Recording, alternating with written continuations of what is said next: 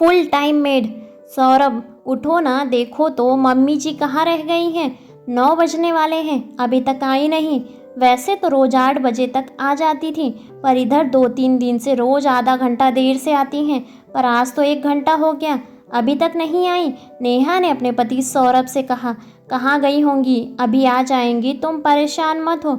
सौरभ ने उत्तर दिया, अरे परेशान कैसे ना हो, अभी नाश्ता भी तैयार नहीं है और बाकी सारा काम भी वैसे ही पड़ा है। अभी तक काम वाली भी नहीं आई है। अब मैं काम देखूं या ऑफिस जाऊं? मेरे ऑफिस का भी टाइम हो रहा है और मेरा टिफ़िन नाश्ता वगैरह कुछ भी तैयार नहीं है। हद है लापरवाही की भी। नेहा खींच कर बोली, सौरभ तुम परेशान मत हो, लाओ मैं तुम्हारी मदद करता हूँ, वरना तुम्हें ऑफिस के लिए लेट हो जाएगा। नेहा, मेरी मदद की छोड़ो, अपनी माँ की फिक्र करो, पता नहीं कहाँ रह गई हैं। मैं तो कहती हूँ आज ही उनसे बात करो कि ये सब क्या है, कहाँ जाती हैं आजकल। सौरभ, जाएंगी कहाँ, कहीं बातचीत में व्यस्त हो जाती होंगी। नेहा, क्या पता, आजकल तो किसी को भी कुछ भी कहा नहीं जा सकता। जवान की तो छोड़ो, बूढ़ों के भी रंग ढंग अलग हैं। सौरभ गुस्से में, मतलब क्या कहना चाहती हो तुम? नेहा, मैं कुछ कह नहीं रही, अपनी माँ से बात करो, कहाँ रहती हैं इतनी देर आजकल। कहते हुए नेहा अपने काम में लग गई। ये बात हो रही है शारदा जी के बारे में, जो पति के देहांत के बाद गांव से शहर अपने बेटा बहू के साथ रहने आई हैं। गांव में अकेले कैसे रहेंगी, ये कहकर उनका बेटा उन्हें अपने साथ शहर ले आया था। जब से शारदा जी आई थी, घर के सारे काम की जिम्मेदारी उन पर आ गई थी। सौरभ उनका इकलौता बेटा और नेहा उनकी बहू, दोनों ही मल्टीनेशनल कंपनी में नौकरी करते थे। वंश, उनका 2.5 साल का पोता, प्ले स्कूल जाता था। उसे छोड़ने और लाने की जिम्मेदारी भी शारदा जी के कंधों पर आ गई थी। पहले तो घर के सभी कामों के लिए काम वाली आती थी और एक फुल टाइम मेड रखी हुई थी, जो वंश की भी देखभाल करती थी। पर एक के बाद एक करके सबके छुट्टी कर दी गई थी कि वो सही से काम नहीं करती। बस एक बर्तन और साफ सफाई वाली आती है। खैर, शारदा जी अपना ही घर, बेटा बहू पोते हैं, ये सोचकर पूरे घर की जिम्मेदारी अपने ऊपर ले रखी थी। पर इतना सब करने के बाद भी उनकी घर में इज्जत ना थी। नेहा तो कभी सीधे मुंह बात ही नहीं करती थी, उसे तो सिर्फ उनके काम से ही मतलब था। अपने बेटे सौरभ के मुंह से प्यार के 2 बोल सुनने को भी तरस गई थी। पर एक दिन नेहा को फ़ोन पर बात करते हुए उन्होंने जो सुना वो उनके लिए असहनीय हो गया था। वो फ़ोन पर किसी से हंसकर बात कर रही थी।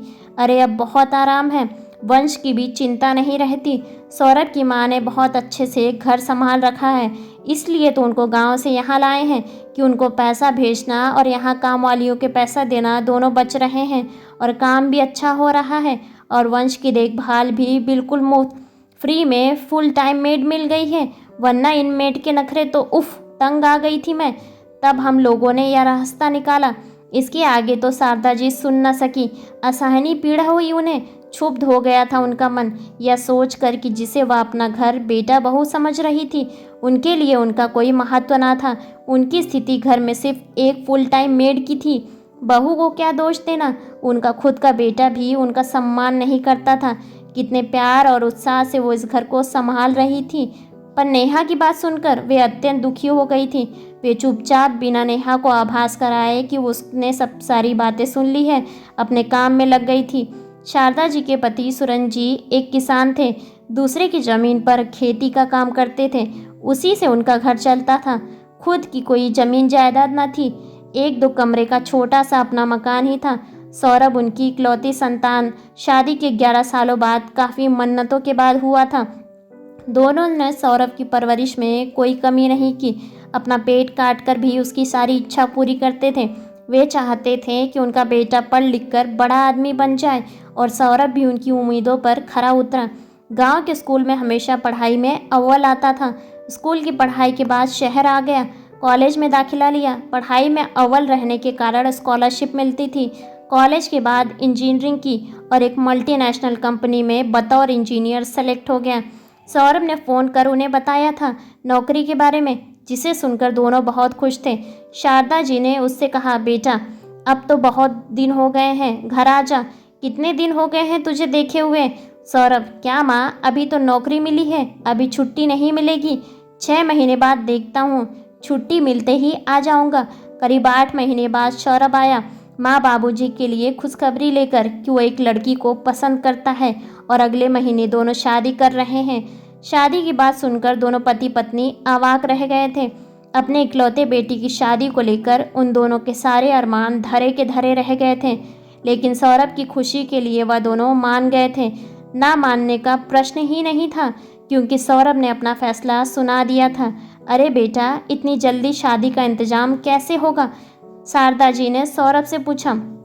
माँ, तुम्हें इंतज़ाम को लेकर परेशान होने की कोई ज़रूरत नहीं है। शादी शहर में होगी, वहाँ नेहा के पिता ही शादी का सारा इंतजाम कर रहे हैं। अगले महीने आप दोनों को वहाँ आशीर्वाद देने चलना है। खैर, अगले महीने शहर जाकर विवाह संपन्न कराकर दोनों गांव लौट आए थे। उसके बाद शहर जाना ना हुआ। दोनों पति पत्नी अकेले ही रहते थे। सौरभ हर महीने कुछ पैसे भेज देता था, पर दोनों कभी गांव नहीं आते थे, बस फ़ोन से ही बात होती थी कभी कभी। खैर, दोनों इस उम्र में भी एक दूसरे के सहारे जीवन गुजार रहे थे। पर पति की मृत्यु के बाद सौरभ गांव का मकान बेचकर उन्हें अपने साथ शहर ले आया था कि अब वो शहर में उनके साथ रहेंगी। आज भी शारदा जी अपने पोते वंश को छोड़ने प्ले स्कूल गई थी। तब से 1 घंटा हो गया, अभी तक नहीं आई थी। इसी कारण से नेहा खींच रही थी, क्योंकि अभी तक कोई भी काम हुआ नहीं था। तभी शारदा जी ने घर में प्रवेश किया। अरे माँ, कहाँ रह गई थी आप? हम दोनों कितना परेशान हो रहे थे। सौरभ ने कहा। हाँ बेटा, परेशान तो होगे ही ना तुम लोग, क्योंकि अभी तक घर का कोई काम हुआ जो नहीं है। शारदा जी ने कहा। अरे माँ, ये कैसी बात कर रही हैं आप? मुझे तो इस बात की चिंता हो रही थी कि इस अनजान शहर में कितनी देर कहाँ लगा दिया आपने, कहीं रास्ता तो नहीं भूल गई? सौरभ ने कहा। मुझे खुशी हुई यह सुनकर बेटा कि तुझे अपनी बूढ़ी माँ की इतनी चिंता है। जुग जुग जियो मेरे लाल, पर अब अपने घर को संभालो तुम लोग, क्योंकि मैं जा रही हूँ। शारदा जी ने सपाट लहजे में उत्तर दिया। जा रही हैं, मगर कहाँ और क्यों? सौरभ और नेहा एक साथ बोल उठे। शारदा जी के जाने की बात सुनकर नेहा और सौरभ दोनों ही चौंक गए थे। नेहा के चेहरे का रंग उड़ गया था, ये सोचकर कि अब घर और वंश को कौन संभालेगा और सारे काम कैसे होंगे। जब से शारदा जी आई थी तब से वह घर का एक तिनका भी नहीं हिलाती थी, और सारे काम और वंश की देखभाल सब शारदा जी ही करती थी, और वे दोनों निश्चिंत थे, और काम वालियों को दिया जाने वाला पैसा भी बच रहा था। पर माँ, आप कहाँ जाएंगी? अब तो गांव का मकान भी नहीं है, और इस उम्र में आप अकेले कहाँ रहेंगी? आपको यहाँ क्या परेशानी है? सौरभ ने पूछा। बेटा, तुम्हें इस सब की चिंता करने की कोई ज़रूरत नहीं है। मेरे रहने और खाने पीने सबकी व्यवस्था हो गई है। क्या? कहाँ रहेंगे आप? सौरभ ने आश्चर्यचकित होकर पूछा। वो मुझे एक डे केयर में काम मिल गया है, वेतन भी अच्छा देंगे और साथ ही रहना खाना भी। कल से मैं वहीं जा रही हूँ। क्या आप डे केयर में काम करेंगी और वहीं रहेंगी? ये आप क्या कर रही हैं माँ? कम से कम मेरी इज्जत के बारे में तो सोचा होता। शहर में मेरी कितनी इज्जत है और आप इसे धूल में मिला रही हैं। सौरभ गुस्से में बोला। अच्छा माँ जी, इसी वजह से आजकल आपको देर हो रही थी।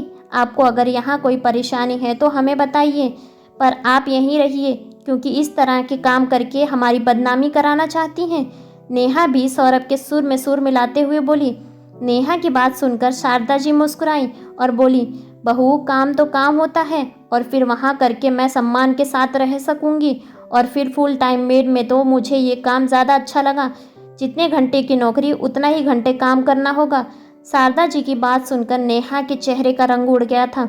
वो एक भी शब्द ना बोल पाई। और हाँ, तुम लोग अपनी बदनामी की चिंता मत करो। आखिर तुम्हारी माँ हूँ, अपने बच्चों की बदनामी हो ऐसा कैसे सोच सकती हूँ? मैं इस शहर से दूर दूसरे शहर जा रही हूँ, जहाँ तुम्हें कोई नहीं जानता। शारदा जी सौरभ और नेहा की ओर मुखातिब होकर बोली और अपने कमरे में चली गई। सौरभ नेहा अवाक खड़े देखते रह गए। ऐसे ही बेहतरीन कहानियों को सुनने के लिए वीडियो को लाइक और चैनल को सब्सक्राइब करें, और अपने विचार कमेंट्स बॉक्स में कमेंट्स करके हमें ज़रूर बताइएगा। धन्यवाद।